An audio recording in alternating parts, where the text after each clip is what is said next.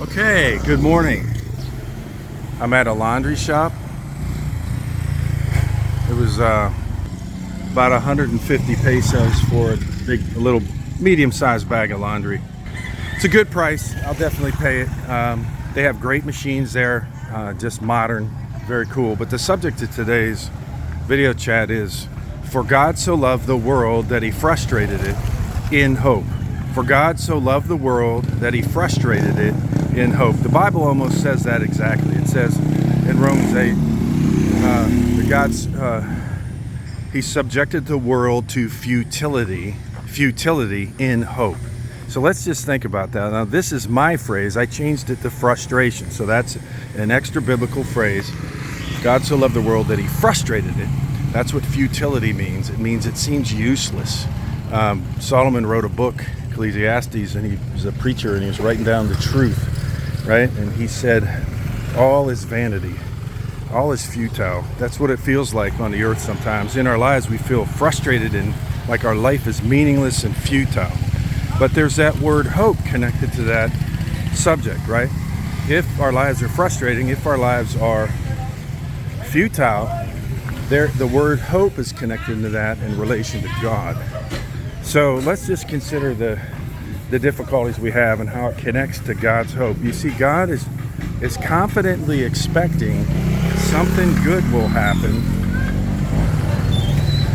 through our frustrations, through our futile life, through our vain and meaningless life. God is expecting something good to happen. He has hope. God is the God of hope. So that's exactly true in my life.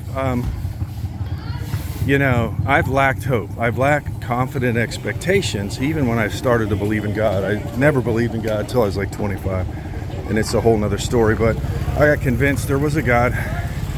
And so let me just say this. Has anything good ever come from your troubles? Has anything good come from your distresses, your frustrations, and your futility, the futility that you experienced in your life? It certainly has in mine. Let me start with something recent. So a handful of years ago, my wife died and my kids were all super independent. Very difficult for me to handle that. And I almost died, man, because the relationships weren't daily anymore. And it was extremely hard. And I didn't want to live and all this, and yet somehow, by the grace of God, I survived that, and I got some good things back in my life. If I would have died through all that frustration, through that difficulty, which I came close to dying a few times,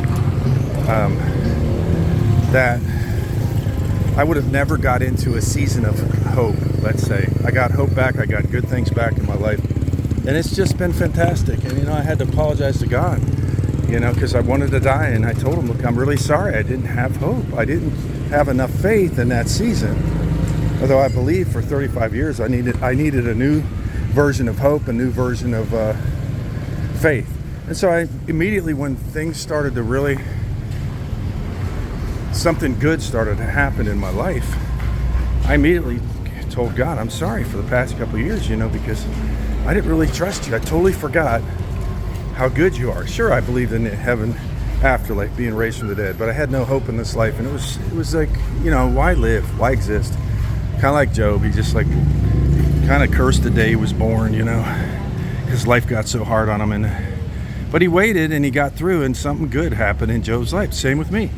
And, think about your struggles. I've had people die on me. Relationships literally die. I hate it. I hate it when I hate it. Hello. I'm ready for my coffee, please.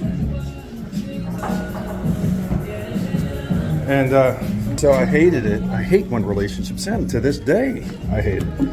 When they end, unfortunately, not in a good way, not in a very smooth way. But look, good has come from it. So much good has come from my problems. But if I would have given up, I would have never received this good that I was supposed to get in my life here. Not just the afterlife, but if I would have gave up, I would have never received something good that God was going to give me. And he gave it to me, many things. And because he has hope. God so loved the world that he frustrated it in hope. He's confidently expecting something good will come from the difficulties we have in life. Think about how short our lives are. There's a reason he set it up that way. That suffering of death causes something good to happen in our lives. A lot of people want to alleviate suffering. If God is a good God, why do we have to die? Why do we have to suffer in the world? You don't read the scripture, do you? You didn't. If you did, you didn't find the word hope. God allows suffering in the world because he's hoping something good will come from it, and it certainly did in my life. Consider my dad. My dad said, when he was having heart trouble later in his life, my mom told me he's starting to wonder if God's punishing him. See, my dad never believed in God. He was the closest thing to an atheist I ever knew.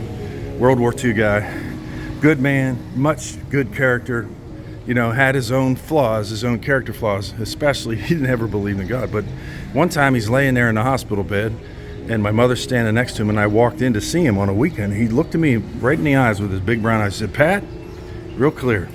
And he said, "Pat, I never believed in God, but now I do." I was stunned.